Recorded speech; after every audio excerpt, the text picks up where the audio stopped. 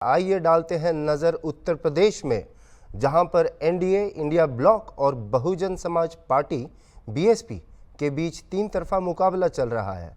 जहां सत्तारूढ़ भाजपा ने राष्ट्रीय लोक दल के साथ हाथ मिलाया है और जबकि समाजवादी पार्टी चुनाव के लिए पार्टी में ने कांग्रेस के साथ गठबंधन किया है। बहुजन समाज पार्टी ने अकेले चुनाव लड़ने का फैसला किया है। पहले चरण के मतदान में आज 8 सीटों जो है सहारनपुर, कोराना, मुजफ्फरनगर, बिजनौर, नगीना, मुरादाबाद, रामपुर, पीलीभीत, इन सभी जगहों पे वोटिंग हो रही है। इन सभी जो वोटिंग हो रही है इन पर हम लेते हैं ग्राउंड रिपोर्ट हमारे कॉरेस्पॉन्डेंट से, अनूप चौधरी से। हेलो अनूप। हाँ जी, आप हमें ज़रा बता सकते हैं कि मतदान अब तक कैसा चल रहा है और जो पहले चरण का जो मतदान है इसमें वोटरों के जो टर्नआउट है उससे हम क्या समझ सकते हैं? देखिए जिस तरह से पश्चिमी उत्तर प्रदेश, ये जो 8 सीटें हैं ये पश्चिमी उत्तर प्रदेश में आती हैं और उत्तर प्रदेश की 8 उसके लिए जो है 8 संसद के लिए जो है संसदीय क्षेत्र के लिए चुनाव में जो है वोटिंग पड़ रही है, जिसमें सहारनपुर, कैराना, मुजफ्फरनगर, बिजनौर, नगीना सुरक्षित सीट है, मुरादाबाद है, रामपुर है, पीलीभीत है। अगर अभी मौजूदा वक्त की बात करें तो उत्तर प्रदेश निर्वाचन आयोग हर 2 घंटे में अपडेट कर रहा है कि कौन सी लोकसभा में कितने प्रतिशत वोट पड़ चुका है। तो अभी 1 बजे तक का जो निर्वाचन आयोग का जो अपडेट आया था उसमें सहारनपुर में सबसे ज्यादा अभी तक वोटिंग प्रतिशत है। यहाँ पर 42.32% वोट पड़ चुके हैं और लगातार लोगों का जो रुझान है, जिस तरह से लोग इतनी भीषण गर्मी में भी लोग वोट डालने के लिए निकल रहे हैं, उसे लग रहा है कि लोगों में कहीं ना कहीं इस बात का जो वोट का जो लोकतंत्र का जो महापर्व है उसको लोग अच्छी तरीके से सेलिब्रेट कर रहे हैं। इसका अंदाजा इसी बात से लगाया जा सकता है कि लोग भीषण गर्मी में भी कड़कड़ाती धूप में, चिलचिलाती धूप में भी लोग निकल कर आ रहे हैं, घर से बाहर निकल रहे हैं, वोट कर रहे हैं। हालांकि इस बीच अगर बात करें मुजफ्फरनगर की और कैराना की, ये जितनी भी सीटें हैं ये पश्चिमी उत्तर प्रदेश में आती हैं और यहाँ पर भारतीय जनता पार्टी एनडीए के उसके कई सहयोगी दल हैं और भारतीय जनता पार्टी ने आरएलडी से समझौता करके यहाँ पे चुनाव लड़ रही है। तो वहीं समाजवादी पार्टी और कांग्रेस जो है वो विपक्ष का गठबंधन है, इंडिया गठबंधन, उसके तहत यहाँ पर अपने प्रत्याशी उतारे हैं। और बहुजन समाज पार्टी की बात करें तो बहुजन समाज पार्टी अकेले दम पर चुनाव लड़ने की बात कही है और बहुजन समाज पार्टी अकेले दम पर यहाँ चुनाव भी लड़ रही है।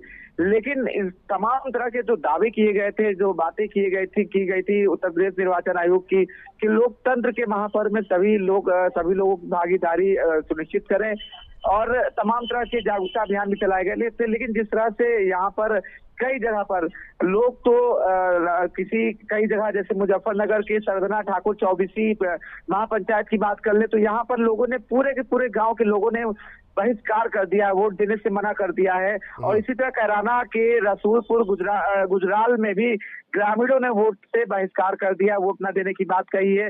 हालांकि जो प्रशासन है उनको मनाने मान मनोबल का दौर जारी है, किसी भी तरह से वो मान जाए और वोटिंग करने के लिए घर से निकले। हालांकि अभी लोगों में जो वहाँ के लोग हैं, चाहे मुजफ्फरनगर की बात करें या कैराना की बात करें, अभी भी वो वोट देने के लिए तैयार नहीं हुए। इससे अंदाजा भी लगाया जा सकता है कि जो लोग थे, जो जनता है, वो जो मौजूदा सांसद थे उनके कार्य से वो नाखुश थे और यही वजह है कि वो वोट का बहिष्कार कर रहे हैं। और इस बीच जो तमाम तरह के जो प्रत्याशी हैं, चाहे वो मुरादाबाद की बात करें या पीलीभीत की बात करें या फिर कैराना की बात करें या सहारनपुर की बात करें, लगातार कई जगह से ईवीएम मशीन खराब होने की बात आई है। और जो विपक्षी पार्टी है उसका कहना है कि सत्ता पक्ष यानी सत्ता पार्टी डरी हुई है और यही वजह है कि तरह तरह की खामियां नजर आ रही है। जो लोगों को जो है एक खास समुदाय को जो है उसको वोटिंग के लिए पर्ची नहीं दी गई, ऐसे भी आरोप प्रत्यारोप जो है लगाए जा रहे हैं। और इन सब के बीच अभी फिलहाल राहत वाली खबर ये है कि कहीं किसी तरह की कोई हिंसा नहीं हुई है, लेकिन जो आरोप है वो यही है कि कहीं ईवीएम मशीन खराब हुई है, कहीं एक खास समुदाय के लोगों को वहां पे वोट देने से वहां वंचित कर दिया गया है। अनूप, जैसे कि आप बता रहे हैं कि ईवीएम में बहुत प्रॉब्लम्स आ रही है, अधिकारियों ने क्या उन्हें क्रॉस चेक नहीं किया और या क्या हमें ईवीएम से छेड़छाड़ और कुछ गड़बड़ी का कुछ संदेह है क्या इस पर? देखिए, जिस तरह से अगर आजाद पार्टी के कैंडिडेट हैं, नगीना सुरक्षित सीट से वो लड़ रहे हैं, चंद्रशेखर आजाद नाम है उनका, और उन्होंने भी आरोप लगाया है कि वहां पर जितने जो उनका जो लोकसभा क्षेत्र है, संसदीय क्षेत्र है, वहां पर कई जगह ईवीएम मशीन जो है सुबह से खराब होने की शिकायत मिली थी। हालांकि जो जिला प्रशासन है वो वहां पर पहुंचा और तत्काल उन मशीनों को दुरुस्त कराया गया या बदल दिया गया। लेकिन ये जो जिस तरह से जो दावे किए गए थे उत्तर प्रदेश निर्वाचन आयोग की तरफ से, क्या किसी तरह की कोई गड़बड़ी नहीं होगी, किसी तरह की कोई असुविधा नहीं होगी, गर्मी में भी लोगों को राहत देने के लिए छाया की व्यवस्था की गई है, पानी की व्यवस्था की गई, वो फिलहाल जो दावे किए गए थे वो दावे वो खोखले साबित हुए हैं। और ईवीएम को लेकर, क्योंकि एक जगह की बात नहीं है, जो जहाँ पे वोटिंग हो रही, हर जगह से यही शिकायत आ रही है कि ईवीएम मशीन में खराबी है, या लोग ईवीएम मशीन की खराबी के चलते लोग वोट देने से वंचित हो जा रहे हैं।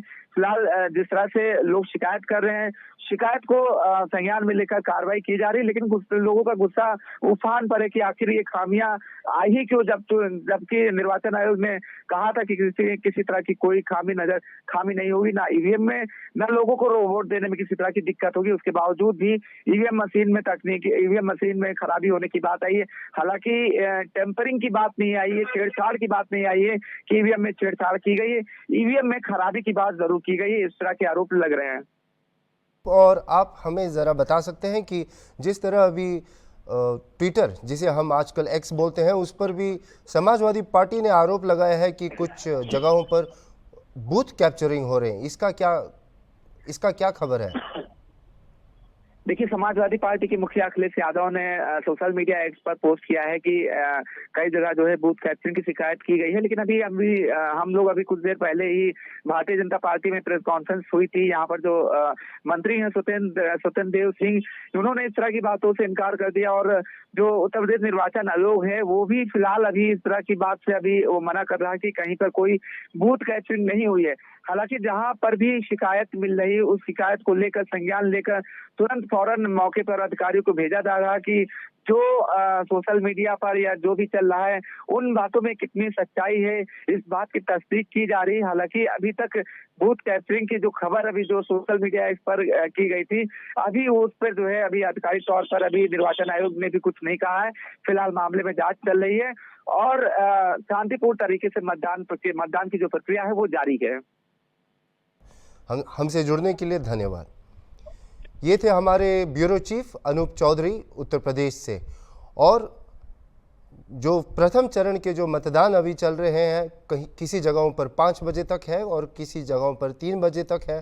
हम देखते रहेंगे कि क्या प्रगति होती है चुनावों में। और जिस तरह आपको बता चुके हैं हम कि यह चुनाव 1 जून तक चलेगा। हम हॉर्नबिल टीवी आप लोगों को अपडेट लाते रहेंगे।